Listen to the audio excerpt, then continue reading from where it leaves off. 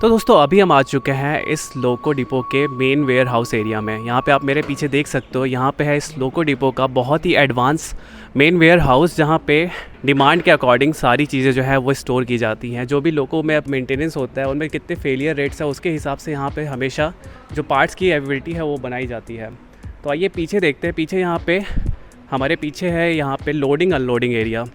यहाँ पे loading unloading area में आप देख सकते हैं, यहाँ पे ये मैकेनाइज्ड जो एक लिफ्ट टाइप का है, ये है डॉक टाइप का है, और इसको आप यहाँ पे लोडिंग अनलोडिंग बहुत ही आसानी से कर सकते हैं। वैसे इस बारे में ज़्यादा डिटेल्स हमें यहाँ के स्टाफ दे सकते हैं। आइए उन्हीं से बात करते हैं और जानते हैं इस वेयर हाउस के खासियत के बारे में।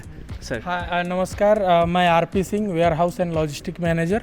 कोई भी पार्ट जब हमारा गेट से आता है उसको मैं डॉक लेवलर, हमारे पास 2 डॉक लेवलर है, 1 और 2।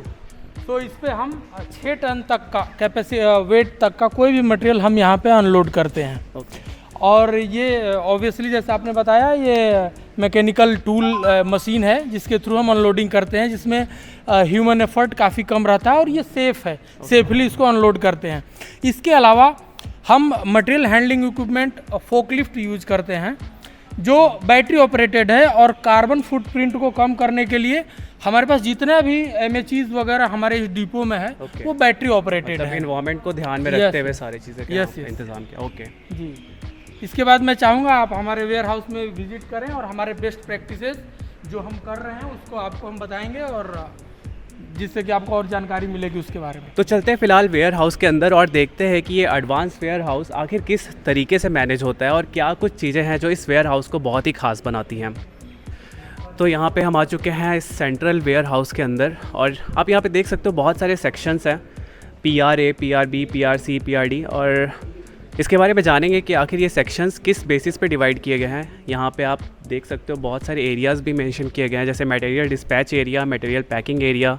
तो बहुत सारे सेक्शंस हैं। सर और मैम, आप एक्सप्लेन करना चाहोगे कैसे ये वेयर हाउस वर्क करता है? This is our receiving area. जब वहाँ से मटेरियल अनलोड होता है उसके बाद सबसे पहले यहाँ पर आता है। यहाँ आने के बाद वो अनपैक होगा और PO के अकॉर्डिंग वो चेक होगा कि उसमें क्वांटिटी और प्रोडक्ट जो है वो क्वालिटी और क्वांटिटी वाइज ओके है या नहीं है। अगर कोई कंसर्न रहता है तो हम उसका फर्दर प्रोसेस करते हैं। अगर ओके है तो यहाँ से GRN होता है। GRN के बाद वो जाता है पुटवे सेक्शन, यहाँ रखा जाता है। पुटवे के बाद यहाँ से वो फिजिकली उसके लोकेशन पे मूव होगा, और उसके साथ हम अपना GSI और SAP में उसकी फिजिकल लोकेशन भी मेंशन रहेगी, तो वो लिंक रहेगा। इन फ्यूचर अगर उसकी डिमांड आई मेन ऑपरेशन से तो हम डायरेक्टली उसकी लोकेशन वहाँ से ट्रैक कर सकते हैं। ओके। तो यहाँ पे बहुत सारे पार्ट्स भी हम देख सकते हैं जो मतलब बहुत फेमिलियर पार्ट्स हैं मेरे लिए। वो है ये लोको के हॉर्न्स। तो यहाँ पे 2 तरीके के हॉर्न है, एक आई गेस लो टोन होता होगा, एक हाई टोन होता होगा। सो वैक्टवेल का हॉर्न कुछ ऐसा दिखता है। इफ़ यू लाइक वंडर कितना बड़ा होता है ये, तो एक लो टोन हॉर्न कितना बड़ा होता है, और एक हाई टोन हॉर्न आप देख सकते हो मेरे हाथ से भी ज़्यादा बड़ा है। I want pick it up. यहाँ पे आप देख सकते हो वैक-12 की बहुत सारी सीट्स हैं, बट इनमें लिखा हुआ है नॉट ओके। तो ये सारी टेस्टेड सीट्स हैं जो प्रोबेबली जिन लोकोज़ में सीट्स ख़राब हो गई थी वो यहाँ पे निकाल के रखी गई हैं। तो ये हमारा सीट वाला सेक्शन है, और यहाँ पे बाकी पार्ट्स भी जो है वो यहाँ पे रखे गए हैं। बहुत सारे पार्ट्स जो हैं यहाँ पे नॉट ओके हैं, मीन्स वो फेलियर्ड पार्ट्स हैं, और बहुत सारे पार्ट्स जो हैं वो ओके कंडीशन में है, यानी कि टू बी रिप्लेस्ड होने वाले पार्ट्स हैं। इस साइड को है हमारा किटिंग एरिया। Okay. जो भी लाइन पे पार्ट्स हमारे जाते हैं वो हमारी किटिंग ट्रॉली में जाते हैं। हमारे पास 36 मंथ और 24 मंथ का लोको जब आता है मेंटेनेंस के लिए, तो 24 मंथ का जब लोको आएगा तो उसकी किटिंग ट्रॉली यहाँ पर ऑलरेडी प्रिपेयर्ड है। Okay. जैसे ही लाइन से इसकी डिमांड आएगी, और ये सब सिस्टम वाइज आएगी। Okay. सिस्टम से डिमांड आएगी, यहाँ से उसको हम लाइन पे फीड कर देंगे। तो यहाँ पर हम प्री प्रिपेयर रखते हैं ट्रॉली 36 और 24 मंथ की। वेयर हाउस के दूसरी तरफ बढ़ते हैं तो यहाँ पे हमें एक मैकेनाइज्ड लिफ्ट देखने को मिलती है। It's a material lift. Okay. Only for material movement, और इसकी कैपेसिटी 500 kg है। हम 500 kg तक मटेरियल इसमें फीड करते हैं। उसके बाद ये अप साइड 2 फ्लोर है, फर्स्ट फ्लोर, सेकंड फ्लोर, और मैनुअल मूवमेंट वो सीढ़ियों से होता है, बाय स्टेयर्स। ये हमारा आइडेंटिफिकेशन, रैक आइडेंटिफिकेशन, ताकि हम कोई पार्ट स्टोर करें तो हमें इजीली आइडेंटिफाई रहे कि कहाँ रखा है और हम उसको इजीली ढूंढ सके। ये हमारे सारे SAP में सिस्टम वाइज ऑलरेडी स्टोर्ड की होते हैं। और मैम यहाँ पे मेंशन किया गया है एस्टॉम के द्वारा कि आप लोग इन्वायरमेंटल फैक्टर्स को देख के चलते हो तो यहाँ पे आप यहाँ पे कैसे मेंशन करते हो कि यहाँ पे जो भी चीज़ें यूज़ हो रही हैं वो मतलब इन्वायरमेंटली कैसे सेफ़ है? इसके लिए हमने सबसे अच्छी स्टार्ट की है ग्रीन सप्लाई चेन। हम वुड का यूज़ कम से कम करेंगे, इस टाइप की रीयूजेबल पैकेजिंग यूज़ कर रहे हैं हम। और हमारा टारगेट है कि हमने 2035 जब तक हमारा प्रोजेक्ट है टिल हमारा प्रोजेक्ट तक 900 ट्रीज सेव करने हैं। ओके। हमारे पास केमिकल्स आते हैं तो सबसे पहले हम उनके ना मटेरियल सेफ्टी डेटा शीट के अकॉर्डिंग उनकी हैंडलिंग करते हैं। और सबसे इम्पॉर्टेंट है उसमें फ्लेमेबल केमिकल्स, तो उनको हम नॉर्मली केमिकल के साथ स्टोर नहीं कर सकते, तो उनके लिए हमारे पास ये फ्लेमेबल कैबिनेट है। इसमें हम सारे वो केमिकल स्टोर करते हैं जो फ्लेमेबल होते हैं इनको, ताकि ये फायर प्रूफ कैबिनेट है। इनमें इसमें स्टोर होता है। उसके अलावा हमारे पास कुछ पार्ट ऐसे हैं जो वेंडर की साइड से जिनका रिक्वायरमेंट हमें सेट है कि वो 30 डिग्री टेम्परेचर से नीचे रखना है, तो उनके लिए हमारे पास AC रूम स्टोरेज है। तो यहाँ पे एक बार हम देखते हैं कि आखिर ये AC स्टोरेज एरिया दिखता कैसा है अंदर से। तो ये है टेम्परेचर कंट्रोल्ड एरिया जहाँ पे वो पार्ट्स रखे जाते हैं जिनके लिए एक डिफाइंड टेम्परेचर लिमिट है।